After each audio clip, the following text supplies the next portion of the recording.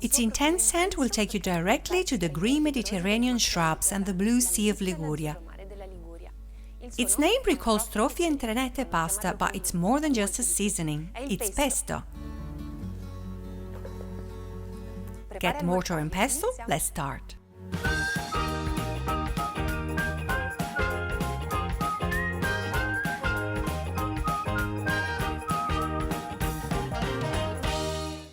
For our pesto we'll need extra virgin olive oil, parmesan, pecorino cheese, coarse salt, garlic, pine nuts and basil. It's Liguria's green gold, the absolute protagonist of pesto. You don't want to wash its leaves, but simply rub them with a damp cloth to avoid damaging them.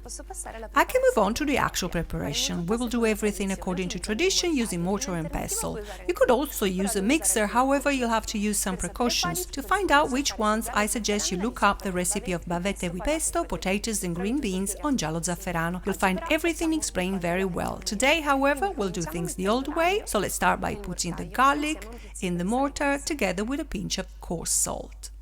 Just put a little bit of salt because you will have to add more afterwards. The coarse salt will help pounding. Let's begin to pound with the rotating movement of both the pestle and the mortar. I help myself by holding its ears, these little handles. A more digestible version of pesto does not include garlic, but a true Genoese would be horrified. Once it's like a paste, you can add the basil. I add the leaves and another pinch of coarse salt. And start pounding again.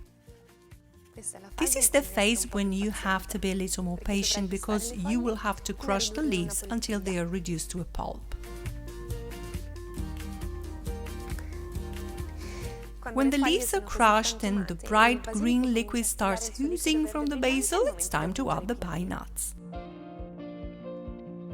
And repeat the process.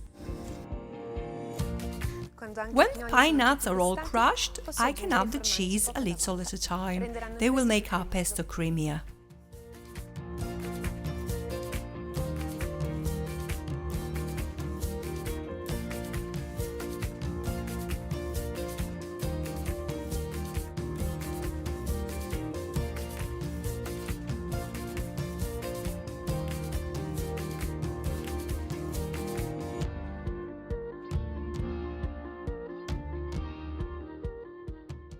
When also the cheese has been absorbed, I can slowly add a drizzle of oil.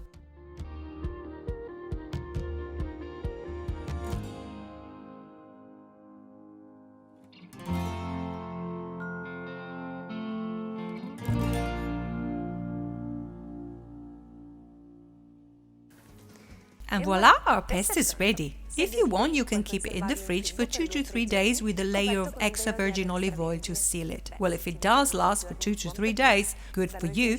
Mine usually disappears immediately. Buon appetito!